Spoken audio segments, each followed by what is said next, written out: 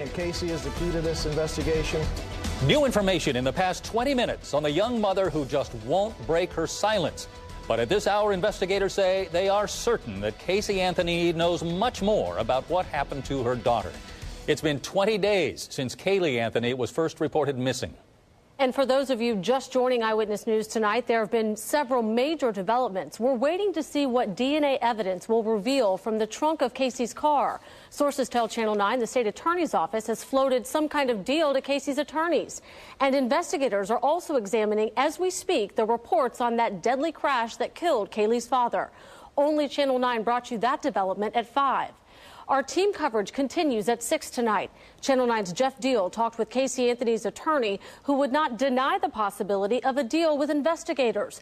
But we'll start with Channel 9's Kathy Bellich, who was just briefed by detectives at the sheriff's office minutes ago. Well, just in the last half hour, as you said, the sheriff's office says it is still awaiting lab test results from the FBI and also from the Florida Department of Law Enforcement. Now, the sheriff's office says it's still hoping to get those results this week, but the time frame for getting those results back keeps changing, from what I understand. From what we've been told, those results could determine whether the hair and stain found in Caylee's mother's car did in fact come from Caylee, and possibly some of the tests could determine whether those things came from a live person or a dead body. Captain, the fact that you're not releasing the lab results right away, how crucial is that to the case, and do you have any more information about when you'll get those results, even if you don't tell us what they are? Well, at this time, as I stated earlier, the FBI is assisting us with the examination, and we're using their lab in order to submit our evidence and our information. They will return that information back to us when they are ready, and obviously when they're done with the examination of those items.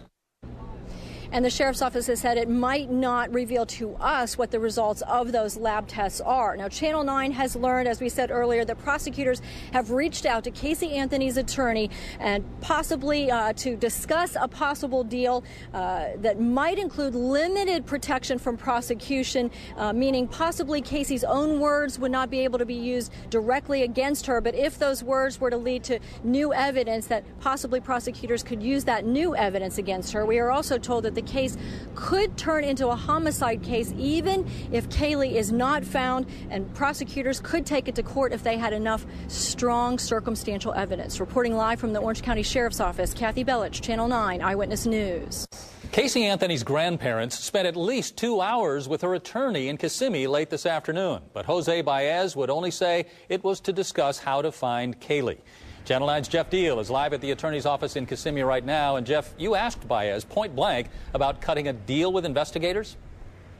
Yeah, I asked him that question right when he walked out of this law office after speaking with the Anthony family. As you just said, he tells us there is no deal, but he does admit that the topic of a partial immunity has been discussed with prosecutors. Have they mentioned anything about immunity for your daughter, or partial immunity? No, we haven't discussed anything. Outside the law offices of Jose Baez, the Anthony family quickly jumped in their vehicles after a 2-hour meeting. Cindy Anthony, Caylee's grandmother, didn't say much, but Casey's attorney was willing to take on some questions. Jose Baez contends any information Casey has about her missing daughter has been filtered through him to her family and then on to law enforcement. But he says the investigators haven't come to him with any specific information to ask Casey Anthony about. Even though he denies anything has been put in writing, he did admit there has been some talk of immunity or partial immunity for his client. They did send you a letter, though? I was contacted. We spoke about it. There's no formal letter that was offered or sent. These are standard things that come into play. As far as anything further than that, I'm really not going to comment on. And Baez also addressed the possibility of an appeal to the state Supreme Court for a bond reduction. He says at this point that is not in the works. These things have to go through the lower courts first. Then he says we'll see what happens. Reporting live in Kissimmee, Jeff Deal, Channel 9 Eyewitness News. Channel 9 has learned investigators in this case have obtained the crash report involving a man who may be Caylee's father. Jesus Ortiz was 21 years old when he died in a car crash last year. Now investigators want to find out more about whether he might be the man Casey Anthony claims is the father of her missing daughter. Channel 9 approached Ortiz's family about the claim, and they were shocked. Casey's mother told us today he's not the father. Is Jesus Ortiz the father? No, I don't even know who he is. After the deadly crash, the medical examiner's office tested Ortiz's blood. The ME's office told us they still have that sample, and it could be used for a paternity test. Casey Anthony's family gets only 2 more visits with her in jail this week. At 1 o'clock tomorrow afternoon, her mother Cindy is expected to visit. Yesterday, it was her father's turn, and he seemed fed up with his own daughter when she couldn't tell him where Caylee was. He also said she's determined to get out of jail by Saturday so she can celebrate Caylee's 3rd birthday at home.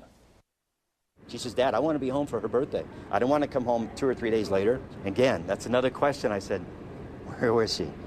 Georgie, Dad, she's close. Dad, she's close. I'm like,